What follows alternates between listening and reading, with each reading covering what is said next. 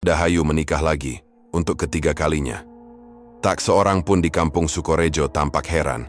Dahayu memang selalu bisa menarik perhatian laki-laki, meskipun pernikahannya sebelumnya tak pernah lebih panjang dari musim tanam. Tubuhnya masih ramping, dan senyumnya tak pernah kehilangan daya pikatnya. Daya magis perempuan yang tahu cara bertahan, begitu bisik-bisik para ibu-ibu. Di antara kerumunan tamu datanglah Laksmi. Langkahnya pelan, seolah setiap ayunan kaki harus ditimbang lebih dulu. Kebaya yang dikenakannya kebesaran di bagian bahu, dan kain batiknya terlihat kusam seperti sudah disimpan terlalu lama. Rambutnya disanggul seadanya, tak ada sematan bunga melati seperti perempuan lain. Ia membawa sebuah bungkusan kado kecil dalam plastik bening. Bungkusan yang langsung terlihat sederhana di tengah tumpukan kado mewah di meja tamu. Itu bukan Laksmi?" bisik seseorang di pojok dapur. "Loh iya. Ya Allah. Masih hidup, toh? Kukira sudah pindah entah kemana. Masih perawan juga dia itu," katanya. "Gagal nikah 10 tahun lalu, terus ngilang macam hantu." Laksmi mendengar, tentu saja. Tak ada bisik-bisik yang benar-benar pelan di kampung seperti ini. Ia menarik napas panjang dan berusaha tersenyum saat seorang ibu mendekat. "Laksmi, wah, jarang-jarang kamu keluar rumah. Hebat ya, masih sempat datang meski sibuk jaga ibumu." Senyuman Laksmi menggantung canggung di wajahnya. "Iya Bu, saya sempatkan sebentar." Ibu itu tertawa kecut. "Hebat ya kamu, tetap perawan. Di umur segitu." Bisa ditulis di buku rekor. Tawa kecil meledak dari sekelompok ibu-ibu yang berdiri tak jauh. Mereka memandang Laksmi seperti menonton aktor figuran di panggung yang tak pernah berubah naskahnya. Selalu si perawan tua yang menyedihkan. Dahayu akhirnya muncul dari dalam rumah. Ia memakai kebaya putih gading dengan rendah mewah di tepi lengan dan leher. Lehernya penuh kalung, telinganya bertabur emas. Senyum lebarnya tak menyembunyikan sorot mata penuh kemenangan. Suaminya berdiri di samping, lelaki berbadan kekar dengan tatapan kosong seperti robot yang baru diprogram pagi itu. Melihat Laksmi, Dahayu langsung melangkah mendekat. "Laksmi, ya ampun, kamu datang juga," ucapnya manis, terlalu manis hingga terasa getir. "Iya selamat ya Dayu," jawab Laksmi pelan, menahan diri agar suara tidak bergetar. "Masih sendiri ya?" tanya Dahayu sambil memiringkan kepala. "Aduh tabahnya kamu, kalau aku... nggak bisa bayangin hidup sendirian segitu lamanya. Tapi ya, memang nggak semua perempuan ditakdirkan punya pasangan ya." Tawa kecil Dahayu pecah diikuti tawa lain dari tamu di sekitarnya. Laksmi hanya tersenyum tipis. Jantungnya berdegup lebih keras, bukan karena malu tapi karena rasa pedih yang mengendap lama di dasar dadanya. Ia menatap wajah Dahayu, perempuan yang dulu pernah jadi teman masa kecilnya, kini berdiri seperti ratu di panggung kecil, menari di atas reruntuhan harga dirinya. "Semoga kali ini pernikahannya awet ya Dayu," ucap Laksmi. Tak ada sindiran, hanya kejujuran yang nyaris seperti doa. Dahayu tersenyum mengejek. "Amin. Kalau nggak awet, ya bisa kawin lagi. Dunia nggak selebar daun kelor." Laksmi menunduk sebentar, lalu meletakkan kado di atas meja. Ia tak ingin duduk. Tak ingin berlama-lama menjadi bahan olok-olok di antara para tamu yang menilai hidup orang dari jumlah pesta pernikahan yang pernah dihadiri. Sambil berjalan keluar dari tenda, ia sempat menoleh sekali ke arah panggung pelaminan. Dahayu sedang berpose dengan tamu-tamu yang mengerubunginya, seperti kupu-kupu mengelilingi bunga palsu yang wangi karena disemprot parfum murahan. Langkah Laksmi terhenti sebentar di pinggir jalan. Sepatu murahnya menyentuh tanah kering yang retak-retak. Matanya berkaca, tapi ia menolak bernangis. "Bukan di sini." Bukan di antara tawa yang tak tulus dan mata-mata yang mengawasi seperti burung bangkai menanti daging busuk. Angin membawa suara gamelan yang mulai pelan. Laksmi menatap langit sebentar sebelum melanjutkan langkahnya. Jalan pulang masih panjang dan hari masih panas. Tapi hatinya, untuk pertama kalinya dalam waktu yang lama, merasa tidak hanya dipenuhi luka, melainkan juga marah. Dan dari kemarahan itu, tumbuh sesuatu yang baru. 10 tahun silam, kampung Sukorejo sempat bersinar terang oleh kabar bahagia. Laksmi akan menikah. Itu kabar yang membuat banyak orang terkejut. Bukan karena Laksmi tak pantas dicintai, tapi karena ia begitu jarang terlihat, apalagi terlihat dekat dengan pria. Perempuan itu hidup sederhana, mengajar sebagai guru honorer di SD pinggiran, pulang pergi dengan sepeda ontel tua, dan lebih sering berkutat dengan buku pelajaran daripada merias wajah atau menggoda lelaki. Di mata warga kampung, Laksmi seperti pohon mangga tua yang tumbuh di pojok kebun, tak diperhatikan tapi tetap ada. Tapi kemudian datanglah Jaka. Ia lelaki kalem, tinggi, dan punya tutur kata lembut. Bekas pegawai koperasi yang baru saja kembali dari perantauan setelah ibunya sakit. Rumahnya hanya berjarak 2 rumah dari tempat tinggal Laksmi. Dan entah bagaimana, benih cinta itu tumbuh begitu saja. Tak banyak yang tahu awalnya. Laksmi, dengan segala kepekaannya, menyembunyikan rasa itu dalam-dalam. Ia takut ditertawakan, takut dianggap terlalu berharap. Tapi Jaka dengan sabar mendekat, mengirim salam lewat adiknya, lalu datang langsung kepada orang tua Laksmi, membawa maksud yang jelas. "Saya ingin melamar Laksmi, Bu," kata Jaka waktu itu, suaranya pelan tapi mantap. Wajah Ibu Laksmi bersinar seperti bulan purnama. Itu hari yang tak pernah dibayangkannya akan datang. Persiapan pun dimulai. Undangan belum dicetak, tapi sudah disiapkan. Seserahan mulai dikumpulkan sedikit demi sedikit. Di rumah Laksmi, dinding dicat ulang. Ibu Laksmi bahkan sempat menjahitkan kebaya baru untuk anak semata wayangnya. Senyum Laksmi, yang selama ini jarang muncul, mulai sering tampak di wajahnya. Wajah itu bersinar malu-malu, seperti embun pagi yang jatuh di daun pisang. Namun, di sudut lain kampung, ada hati yang tak senang melihat cahaya itu bersinar terlalu terang. Dahayu, janda muda yang rumahnya hanya sepelemparan batu dari rumah Laksmi. Perempuan yang dulu satu bangku dengan Laksmi saat SD, tapi kini dunia mereka berjarak seperti langit dan dasar sumur. Dahayu telah menikah muda, lalu bercerai, lalu menikah lagi, lalu cerai lagi. Meski tubuhnya masih aduhai dan matanya penuh kilau rayu, tapi reputasinya seperti sandal jepit yang sering dipakai masuk lumpur. Banyak lelaki mendekat padanya tapi tak ada yang benar-benar bertahan. Melihat Laksmi, yang pendiam tak pernah berdandan, tak suka bergaul, mendapat lamaran dari lelaki sebaik Jaka, membuat dada Dahayu sesak oleh rasa yang tak bisa dijelaskan. Maka dimulailah bisik-bisik kecil yang pada akhirnya menjadi badai. Katanya, Laksmi pernah hamil waktu kerja di luar kota. Katanya ia tinggal bersama pria entah siapa waktu di rumah kontrakan dekat sekolah tempatnya mengajar dulu. Katanya ia pernah keguguran, tapi ditutupi keluarganya. Dahayu tahu cara menanam racun. Tidak dengan berteriak, tapi cukup membisikkan di telinga yang tepat.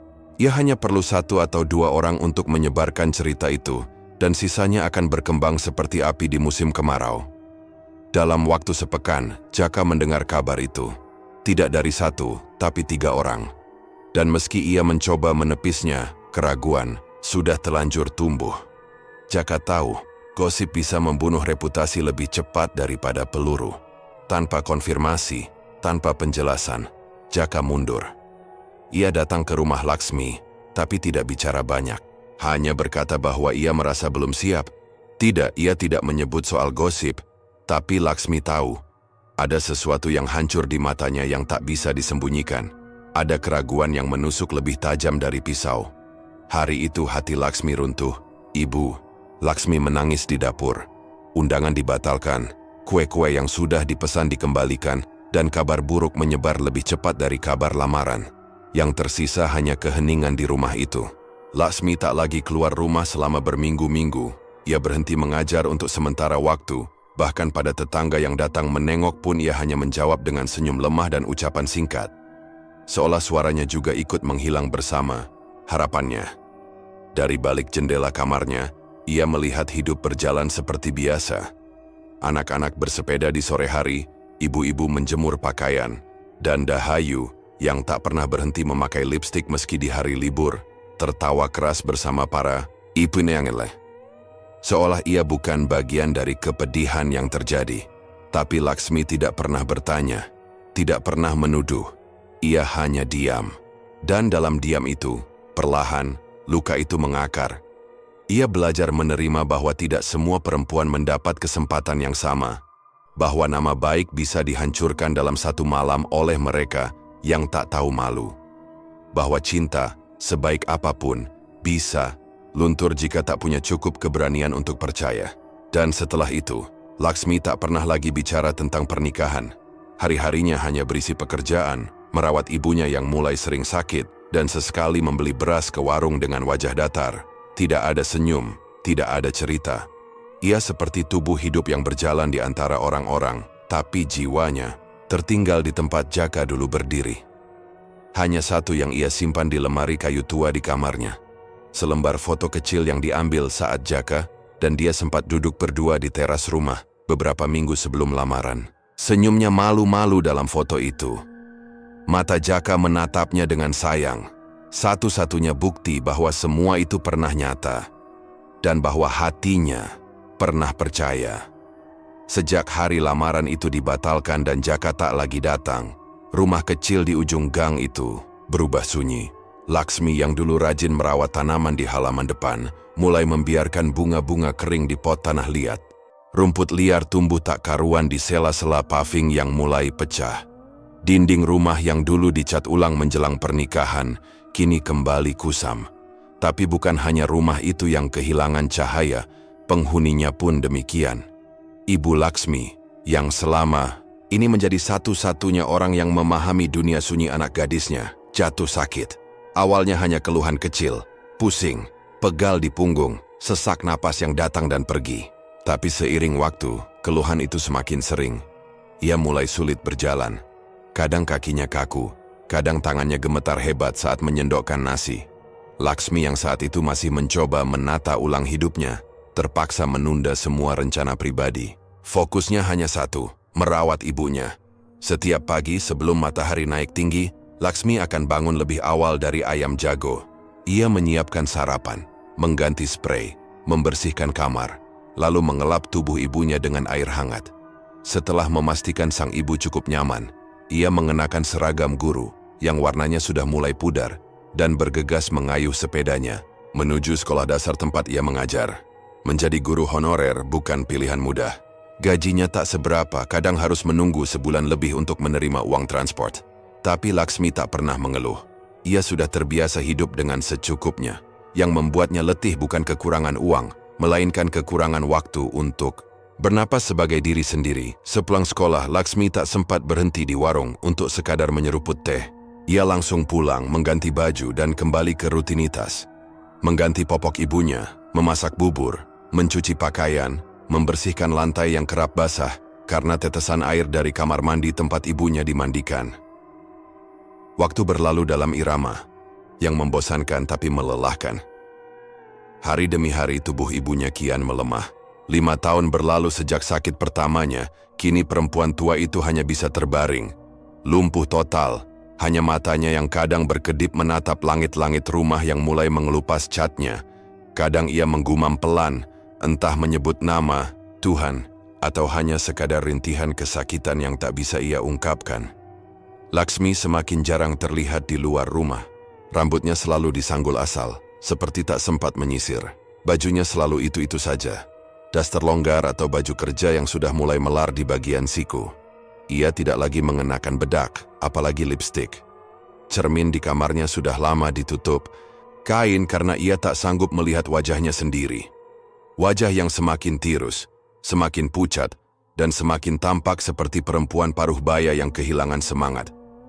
Jika ada tetangga yang lewat, mereka hanya bisa menggeleng pelan. Kasihan. Laksmi, bisik mereka, umur segitu belum nikah, dandan pun tidak. Sudah kayak ibu-ibu. Ada juga yang tertawa pelan sambil menyindir. Jangan-jangan dia pikir masih bisa dilamar orang. Sudah bau obat kali. Tapi Laksmi tak pernah menanggapi. Ia seperti hidup di dalam dunia kecilnya sendiri.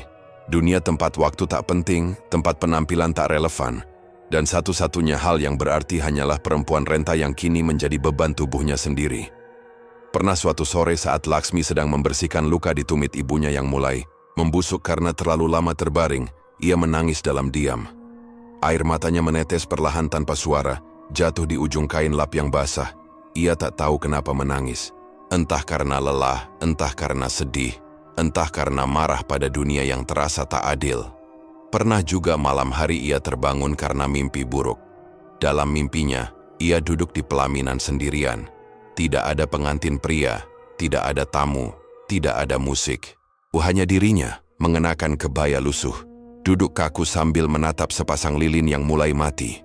Ia bangun dengan napas tersengal, tapi tidak berteriak, tidak pernah. Ia hanya menarik selimut lebih tinggi dan memeluk tubuhnya sendiri. Besok pagi, ia akan kembali bangun. Kembali mencuci luka ibunya. Kembali mengajar anak-anak yang tak pernah tahu apa yang terjadi di balik mata letihnya. Tahun-tahun itu membentuk Laksmi menjadi perempuan yang berbeda. Ia bukan lagi gadis pemalu yang menanti cinta. Ia bukan lagi perempuan yang berharap ditemukan oleh kebahagiaan. Ia hanya ingin ibunya tidak kesakitan. Itu saja, dan karena itulah ia tak peduli lagi pada tren. Ketika teman-teman lamanya sibuk dengan media sosial, membagikan foto-foto cantik dengan filter cerah dan caption penuh cinta, Laksmi bahkan tak punya waktu untuk memegang ponsel lebih dari 5 menit. Ketika orang-orang mencoba krim pemutih, serum wajah, masker organik, Laksmi justru sibuk mencari salep luka untuk kulit ibunya yang melepuh. Ketika dunia bergerak cepat, ia memilih diam di satu tempat. Kenapa nggak menikah, Laksmi? Pernah, seorang ibu bertanya saat mereka bertemu di warung beras. Laksmi hanya tersenyum. Saya sudah punya tanggung jawab lebih besar dari itu. Orang-orang tak paham. Tapi ia tak butuh mereka paham. Hanya satu hal yang kadang masih menghantuinya, cermin. Setiap kali membuka lemari, ia kadang melihat pantulan samar wajahnya di permukaan kaca. Wajah yang tak lagi muda, tak lagi segar, tapi penuh keteguhan. Di matanya ada luka yang tak hilang, tapi juga ada kekuatan yang diam-diam tumbuh, seperti batu karang yang terus berdiri meski dihantam gelombang bertahun-tahun. Dan begitulah Laksmi hidup. Antara ranjang ibunya yang berbau obat dan jam pelajaran, sekolah yang tak pernah berubah. Antara luka lama yang tak sepenuhnya sembuh, dan kenyataan bahwa hidup tak pernah memberinya waktu untuk sekadar bertanya, apakah aku bahagia? Tapi ia tak pernah bertanya, karena ia tahu, tak semua orang ditakdirkan untuk menjawab pertanyaan itu. Sebagian hanya ditakdirkan untuk bertahan. Sore itu langit berwarna jingga muda. Suara azan maghrib baru saja berkumandang dari musala kecil di ujung gang ketika sebuah mobil Avanza putih berhenti di depan rumah Bu Partini. Dari dalam keluar Dahayu dengan langkah penuh gaya, mengenakan blus batik lengan pendek dan celana bahan ketat warna krem. Bibirnya merah menyala, rambutnya ikal dan harum seperti baru keluar dari salon. Di tangannya tergantung kantong belanjaan besar dari kertas coklat bertuliskan Bakpia Patok 25. Dah, baru pulang bulan madu? Sapa Ibu Partini dari teras. Rumah senyum-senyum sambil menyapu. Iya, hehehe, baru tadi siang sampai. Dari Jogja, Bu. Aduh, enak banget di sana. Udaranya adem romantis pula. Kayak mimpi, jawab Dahayu dengan suara tinggi yang sengaja dilebihkan, agar tetangga lain mendengar. Ia lalu membuka bagasi mobil dan mengeluarkan 2 tas besar berisi oleh-oleh. Dengan bangga, ia bagikan satu persatu kepada para tetangga. Semua disambutnya dengan tawa nyaring dan cerita-cerita manis tentang liburannya bersama suami barunya yang katanya pengusaha sukses dari Klaten. Saat kantong terakhir tinggal 1, Dahayu melirik rumah kecil di ujung gang, rumah Laksmi. Senyum licik muncul di wajahnya. Ah, masa sisi perawan tua nggak dikasih oleh-oleh? Gumamnya pelan. Dengan langkah ringan tapi niat yang berat, Dahayu menyusuri jalan menuju rumah itu. Sesampainya di depan pagar kayu yang mulai lapuk, ia mengetuk pelan sambil menyuarakan nama yang sudah lama jadi bahan cemoohan. Laksmi, Laksmi, ini aku, Dahayu. Buka dong, tak lama pintu dibuka. Muncul wajah Laksmi dari balik tirai tipis. Rambutnya dikuncir seadanya. Wajahnya polos tanpa riasan. Mata letihnya jelas menunjukkan bahwa ia baru saja selesai memandikan ibunya. Ia mengenakan daster biru, pudar, dan di balik punggungnya samar-samar terdengar suara rintihan lemah dari kamar ibunya. Dahayu, ada apa? Suara Laksmi pelan, nyaris tak terdengar. Dahayu langsung menyodorkan kantong oleh-oleh. Ini bakpia dari Jogja. Aku ingat kamu makanya ku bawain. Masa tetangga dikasih semua kamu enggak? Kasihan dong. Laksmi sempat terkejut menerima pemberian itu. Namun sebelum ia sempat mengucap terima kasih, hidung Dahayu mengerut. Astaga, ini bau apa sih? Amis banget, serunya tiba-tiba sambil menutup hidung dengan tangan. Laksmi, rumah kamu kok bau pesing gini? Bau pipis busuk. Astaga, wajah Laksmi memerah. Ia memalingkan muka, malu. Maaf, ibu belum sempat aku bersihkan tadi. Dia habis buang air di tempat tidur. Dahayu melangkah masuk seenaknya. Ia menjejakkan sandal haknya ke lantai keramik rumah Laksmi yang terlihat kusam, memandangi sekeliling dengan ekspresi jijik. Ya ampun Mi, kamu tinggal di tempat kayak gini tiap hari? Nggak heran sih, kamu makin kelihatan tua. Astaga, lihat deh, tirai penuh debu, lantainya lengket. Dan kamu, serius deh, kapan terakhir kamu sisiran? Laksmi menggenggam jemarinya erat-erat, matanya mulai berkaca-kaca, tapi ia tetap berdiri tegak. Tak ada jawaban dari mulutnya, hanya napas berat yang ia tahan di dada. Dahayu tertawa geli. Laksmi, kamu masih ngarep ada laki-laki yang mau nikahin kamu? Dengan kondisi kayak gini, rumahmu kayak kuburan, kamu sendiri udah kayak nenek-nenek. Astaga, pantes aja jadi perawan. Tua, jorok begini, siapa juga yang betah? Kata-kata itu menghantam seperti pisau yang diseret pelan-pelan di dada Laksmi. Ia tetap tak menjawab. Sebuah suara pelan dari dalam kamar, rintihan ibunya, menjadi satu-satunya alasan ia belum mengusir Dahayu keluar. Melihat Laksmi tak bereaksi, Dahayu melangkah ke ambang pintu, menatap rumah itu satu kali lagi dari ujung kepala hingga lantai yang kotor. Sudahlah Mi, kamu itu nggak usah mimpi lagi.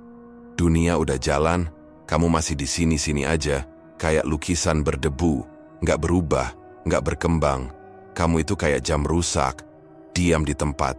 Setelah puas melampiaskan ejekan, Dahayu tertawa sendiri, lalu melangkah pergi sambil mengibas rambutnya. Sudahlah, jaga kesehatan. Nanti malah kamu yang nyusul ibumu lumpuh. Begitu Dahayu berlalu, dan langkah sandalnya tak terdengar lagi. Laksmi menutup pintu perlahan. Ia berjalan ke kamar ibunya, duduk di tepi ranjang, dan menatap wajah Renta yang sedang tertidur dengan napas terengah-engah.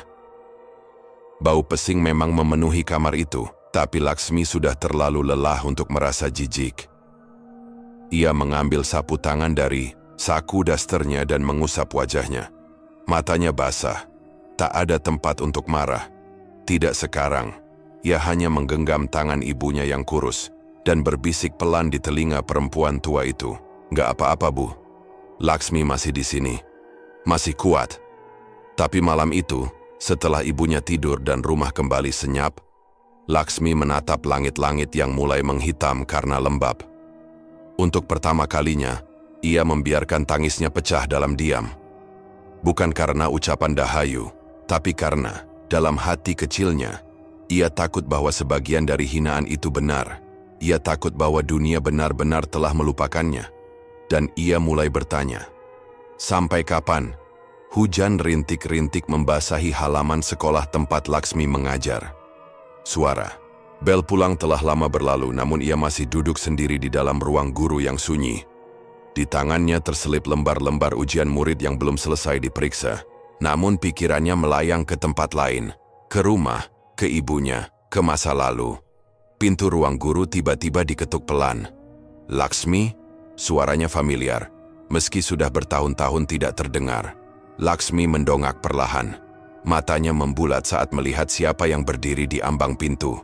Jaka, pria itu masih tampan, meski kini garis-garis halus tampak di sekitar matanya. Rambutnya dipotong rapi, jas hujan tipis masih menempel di tubuhnya yang lebih kurus dari terakhir kali Laksmi ingat. Di tangannya, ia membawa payung hitam yang meneteskan air ke lantai. "Aku nggak salah lihat kan?" tanya Jaka, melangkah pelan masuk. Laksmi bangkit berdiri, kikuk. "Kamu ngapain di sini?" "Aku dengar kamu masih ngajar di sini. Aku ke desa, nemuin orang tua. Lewat sekolah, nekat mampir. Aku ingin ketemu kamu." Hening sejenak. "Dulu, Jaka adalah satu-satunya cahaya yang sempat singgah dalam hidup Laksmi. Pria yang datang dengan niat baik, memperkenalkan diri dengan sopan dan melamar dengan segala kerendahan hati. Namun semua itu hancur dalam semalam, tanpa penjelasan, tanpa salam perpisahan. "Sudah lama, ya?" gumam Laksmi akhirnya. "Duduk kembali." Jaka duduk di kursi seberang, meletakkan payungnya. "Aku minta maaf, Laksmi." Laksmi menatapnya diam-diam. Matanya tidak lagi penuh harap seperti 10 tahun lalu. Kini hanya ada kelelahan yang meraung, desira yang disembunyikan di balik kesunyian. "Kenapa kamu tiba-tiba pergi waktu itu, Jaka?" tanyanya pelan, tak ingin terdengar memohon tapi tak bisa menahan luka yang masih menganga. Jaka menunduk, jemarinya saling mengait di atas lutut. "Waktu itu beberapa hari sebelum hari lamaran aku dengar kabar dari seseorang. Katanya kamu sudah pernah hamil, sudah pernah melahirkan. Bahkan katanya kamu sempat tinggal di luar kota, menyembunyikan aib itu." Darah Laksmi seakan berhenti mengalir. Ia mematung, nafasnya tercekat. "Aku nggak percaya waktu itu, tapi orang itu kasih bukti. Katanya ada tetangga yang tahu kamu dulu hamil diam-diam. Katanya ada yang lihat kamu pakai daster longgar, perutmu besar, lalu hilang selama 3 bulan. Laksmi menggeleng pelan, matanya mulai basah. "Itu bohong. Aku tahu sekarang," kata Jaka cepat. "Tapi waktu itu aku bodoh, Laksmi. Aku panik. Aku nggak mau malu di depan keluarga. Aku nggak kuat hadapi kemungkinan itu.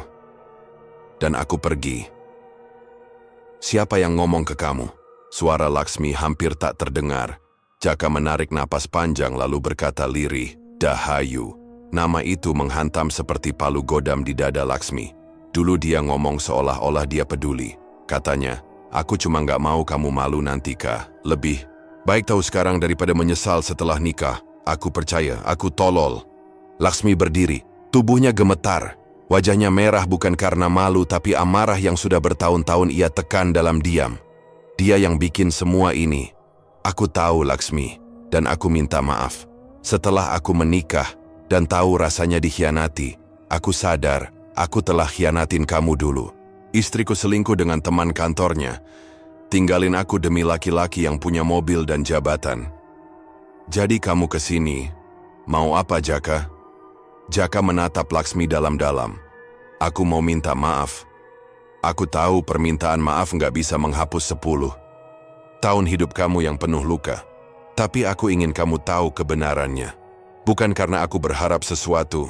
Aku cuma ingin kamu tahu kamu nggak salah. Kamu nggak pernah salah."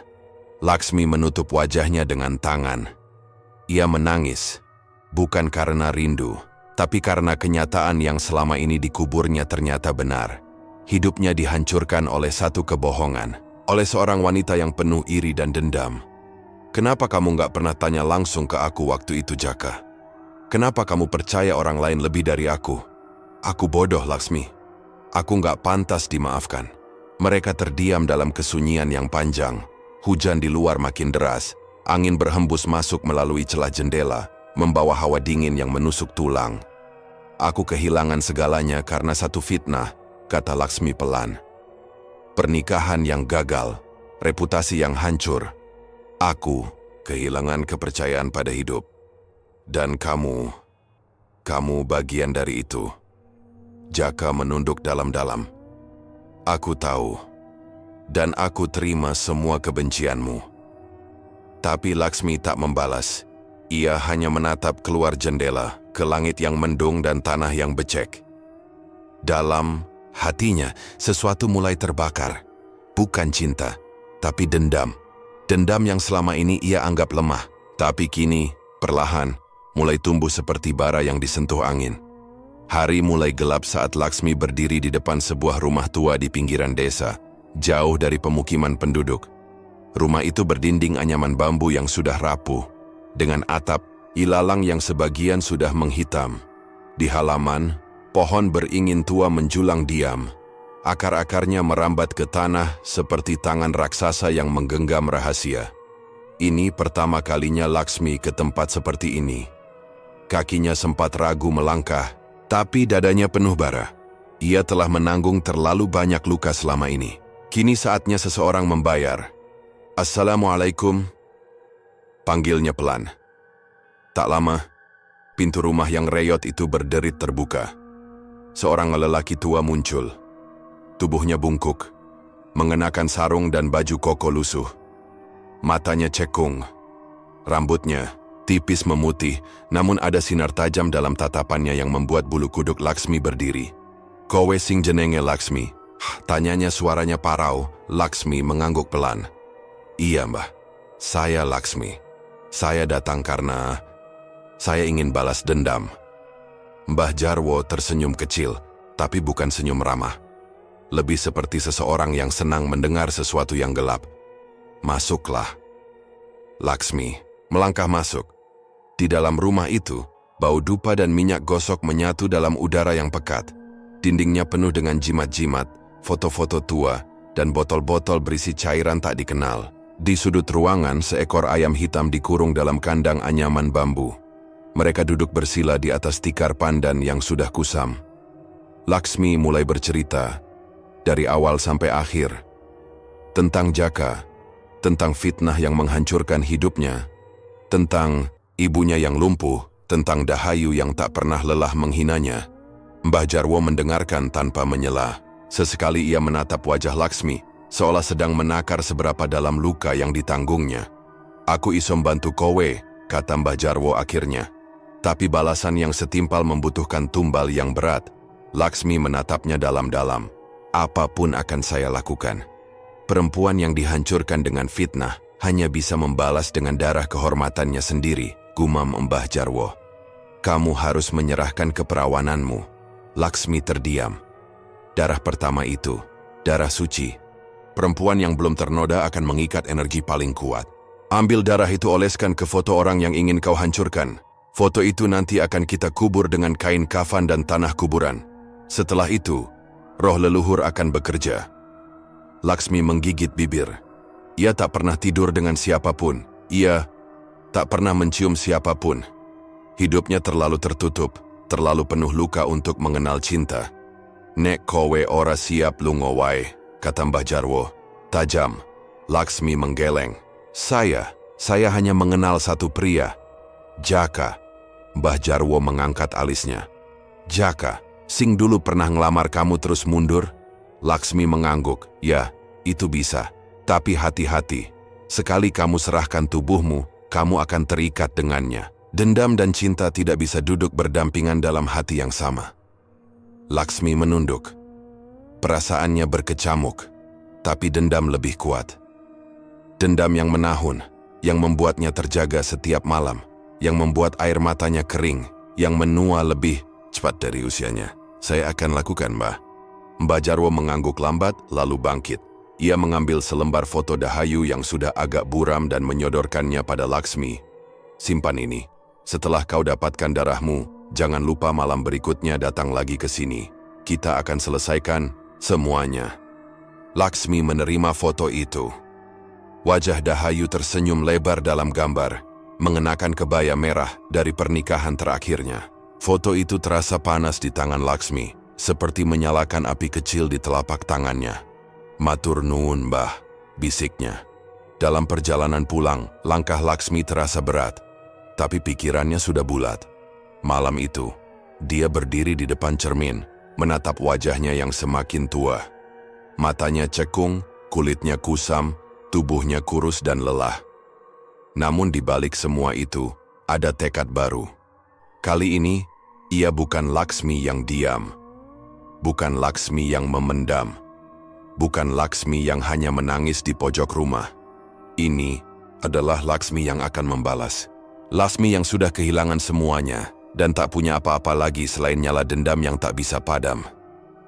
Hujan turun perlahan sore itu, membasahi genting dan menyelimuti desa dalam suasana temaram. Di ruang tamu rumah kecil milik Laksmi, segalanya terasa hening. Jam dinding berdetak lambat, menandai menit-menit panjang yang dihabiskannya untuk menimbang keputusan yang tidak pernah dibayangkannya akan ia buat. Tangannya gemetar saat ia mengetik pesan pada ponselnya. "Mas Jaka, bisakah kita bertemu malam? Ini ada sesuatu yang ingin saya bicarakan. Penting." Butuh waktu 15 menit sebelum balasan itu datang. Tentu, Laksmi. Aku bisa datang ke rumahmu setelah maghrib. Laksmi menarik napas panjang. Perutnya mual. Bukan karena takut, melainkan karena inilah kali pertama ia memutuskan untuk menyerahkan seluruh dirinya. Bukan karena cinta, tapi karena dendam. Bukan karena keinginan, tapi karena kepercayaan yang telah hancur dan harus ditebus dengan darah. Jaka datang malam itu, membawa sekotak roti bakar dan wajah yang masih menyimpan kehangatan masa lalu. Rambutnya sedikit beruban, namun sorot matanya tetap lembut. Mereka duduk di meja makan kecil, di tengah cahaya lampu redup yang menggantung dari langit-langit. "Laksmi," katanya pelan, "apa yang ingin kamu bicarakan?" Laksmi menunduk. Tangannya menggenggam cangkir teh yang sudah dingin. "Aku ingin membuktikan sesuatu. Sesuatu yang selama ini menghancurkan hidupku," katanya tanpa berputar-putar. "Aku ingin kamu tahu bahwa aku tidak seperti yang selama ini orang katakan." Jaka menatapnya. Wajahnya menegang.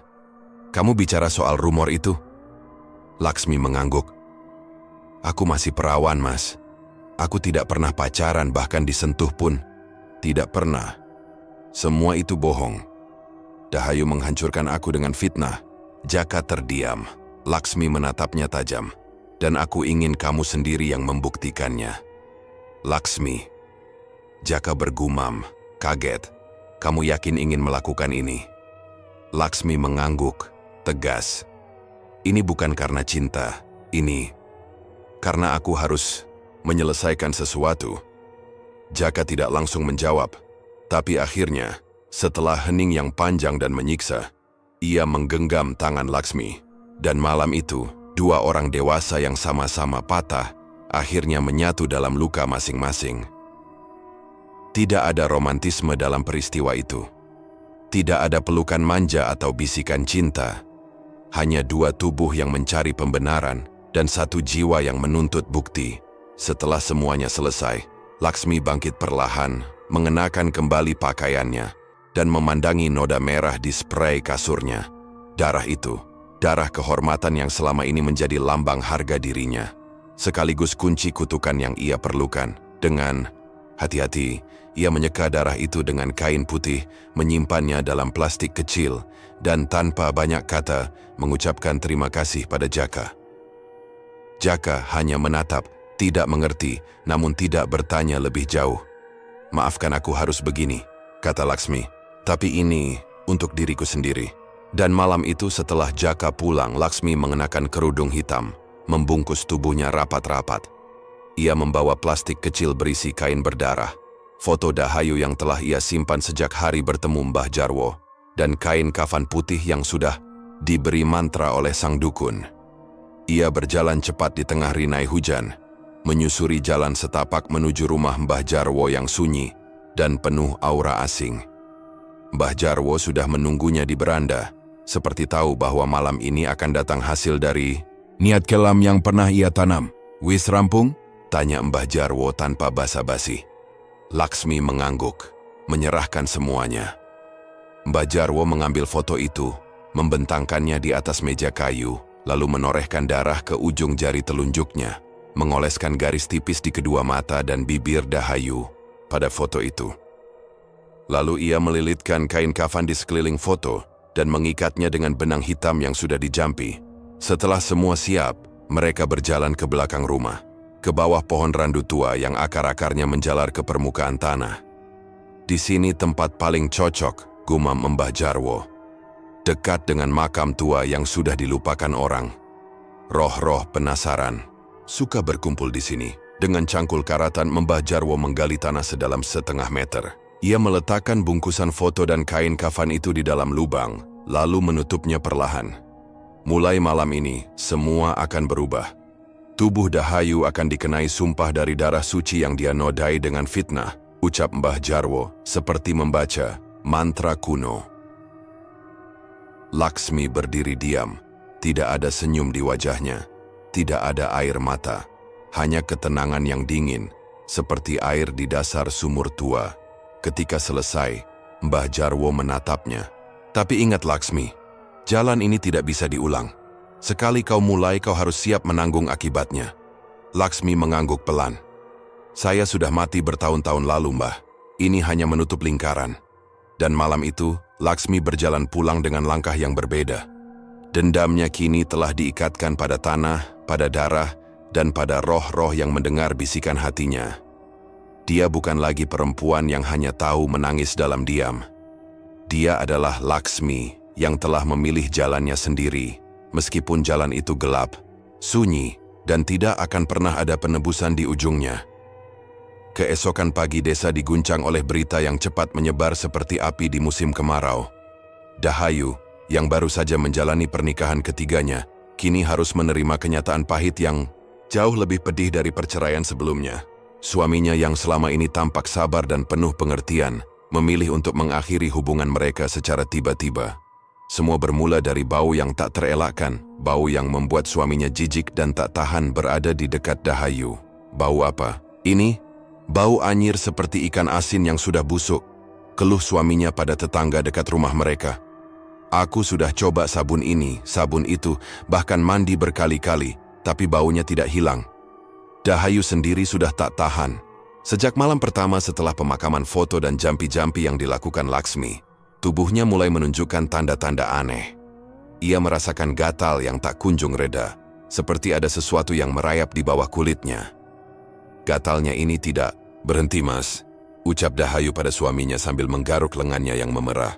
Aku sudah mandi 5 kali malam ini. Kenapa gatalnya tambah parah? Suaminya mulai ragu, matanya penuh kecurigaan, yang kemudian berubah menjadi rasa jijik yang dalam. Sementara itu, tetangga yang biasa mengintip mulai berbisik-bisik. Ada yang melihat belatung kecil bergerak-gerak di sekitar rumah Dahayu, bahkan di bawah kukunya yang kotor. Bau busuk mulai tercium dari rumah itu. Beberapa anak kecil bahkan takut lewat dekat rumahnya. Dahayu semakin tersudut. Setiap kali ia mencoba membersihkan diri, gatal-gatalnya malah makin menjadi, seperti ada sesuatu yang hidup di dalam kulitnya. Sementara itu, suaminya yang dulu penuh cinta, kini menatapnya dengan mata dingin dan penuh kebencian. Hari ini, aku tidak tahan lagi, katanya dingin saat menghadapi Dahayu di ruang tamu mereka yang kini terasa seperti penjara. Aku minta cerai. Aku tidak mau hidup dengan bau busuk dan penyakit yang kau sembunyikan. Dahayu menangis terseduh, memohon agar suaminya mau bertahan. Tapi kata-kata itu bagai angin lalu. Perceraian mereka berlangsung singkat, tanpa drama. Berlebihan, tapi setiap kata yang keluar terasa seperti pisau yang menembus hati Dahayu. Setelah itu Dahayu semakin terpuruk. Tubuhnya yang dulu selalu dirias cantik dan rapi, kini kusam, penuh luka, dan selalu gatal. Setiap hari, ia harus berjuang, melawan rasa sakit dan malu. Tetapi hal yang paling mengerikan adalah perubahan yang terjadi pada kulitnya. Suatu pagi ketika Dahayu membersihkan tubuhnya di kamar mandi, ia melihat sesuatu yang membuatnya hampir pingsan. Belatung kecil berwarna putih bergerak-gerak di sekitar luka-luka kecil di lengannya. Ia menjerit ketakutan dan memukul-mukul tubuhnya, mencoba mengusir makhluk-makhluk itu, tapi mereka tetap ada, seperti kutukan yang tak bisa dihilangkan. Berita tentang kondisi Dahayu menyebar dengan cepat. Tetangga yang dulu memandang dengan hormat kini mulai menjauh dengan rasa takut dan jijik. Dahayu kehilangan segalanya, suami, kehormatan, dan yang paling menyakitkan, rasa hormat dari lingkungan sekitarnya. Namun, di balik semua itu, tak seorang pun tahu bahwa penderitaan Dahayu bukanlah kebetulan. Malam itu, di bawah tanah dekat pohon randu tua, darah Laksmi mengalir dalam mantra yang menunggu waktunya untuk beraksi. Kutukan yang dimulai dengan darah suci, kini mulai merenggut nyawa dan kehormatan seorang wanita yang selama ini dikenal licik dan penuh kebencian. Dahayu hidup dalam neraka yang diciptakan sendiri. Setiap harinya, tubuhnya berubah menjadi ladang penderitaan yang tak berujung. Panas membara menjalar dari ujung kepala hingga ke kaki, membuatnya merintih dan menggeliat di atas kasur reyot, yang menjadi satu-satunya tempat ia bernaung. 2 minggu sudah ia terkurung di dalam rumah yang dulu penuh canda tawa, sekarang hanya menyimpan ratapan pilu dan bau busuk yang menusuk hidung siapapun yang melewati pintunya. Tubuhnya yang dulu selalu berbalut pakaian cantik dan aksesori modis, kini hanya tersisa kulit yang meradang dan penuh luka, tanpa sehelai kain pun menutupi. Dahayu mati dalam keadaan telanjang, tanpa busana, tanpa malu. Hari-harinya berlalu tanpa jeda. Ia tak mampu melangkah keluar kamar, bahkan untuk sekadar menuju kamar mandi. Tubuhnya yang melemah oleh sakit dan kutukan tak sanggup menopang diri. Luka-luka terbuka bertebaran di seluruh permukaan kulitnya.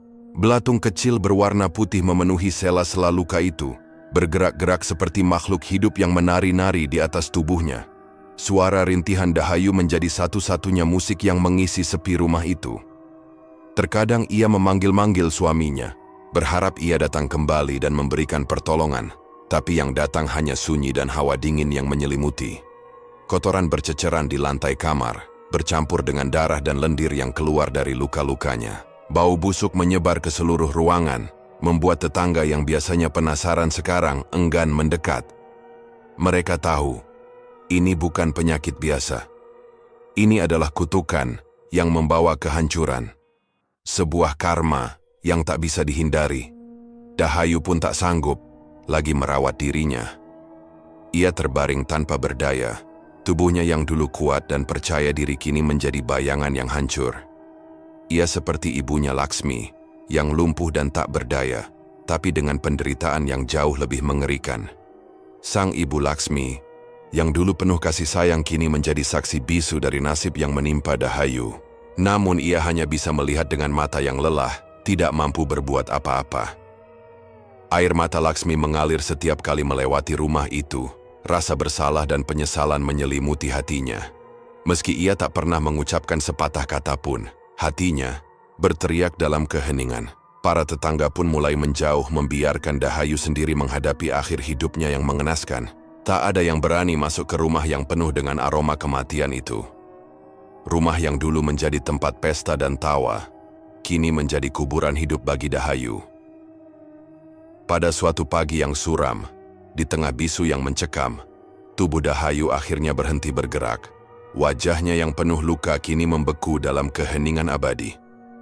Tubuh yang dulu membanggakan diri dengan kecantikan dan pesonanya, kini dipenuhi belatung dan kotoran, membusuk tanpa seorang pun mengurusinya. Kematian Dahayu bukan hanya kehilangan bagi dirinya sendiri, tapi juga menjadi pelajaran pahit bagi semua orang yang pernah menghina dan merendahkan orang lain tanpa tahu kebenarannya. Nasibnya yang tragis menjadi peringatan tentang bagaimana kebencian dan dendam dapat berbalik menyerang dengan cara yang paling keji. Di balik semua itu, Laksmi, yang selama ini dianggap perawan tua dan tak berdaya, menyimpan rasa lega dan keadilan yang aneh dalam hatinya. Meskipun ia menyaksikan kematian Dahayu dengan air mata yang bercampur dengan keheningan, ada kepuasan tersendiri yang sulit ia jelaskan. Sebuah babak kelam telah berakhir, meninggalkan luka dan cerita yang tak akan mudah dilupakan oleh desa kecil itu. Kini, hanya waktu yang bisa menghapus semua jejak penderitaan dan dendam yang terpendam selama bertahun-tahun. Sejak kejadian itu, setelah sekian lama dipisahkan oleh waktu dan luka yang dalam, Jaka kembali mendatangi Laksmi. Sesuatu mulai tumbuh di antara Laksmi dan Jaka. Malam yang dulu mereka lalui bersama bukan sekadar pertemuan biasa, melainkan pembuka sebuah lembar baru dalam hidup mereka, sebuah awal yang tak pernah terbayangkan sebelumnya. Laksmi yang selama ini merasa dirinya terpinggirkan oleh dunia, menemukan kehangatan dan pengertian dalam tatapan Jaka. Begitu pula Jaka, yang sejak kehilangan istrinya merasa hampa, mulai menemukan kembali harapan di balik senyum sederhana Laksmi.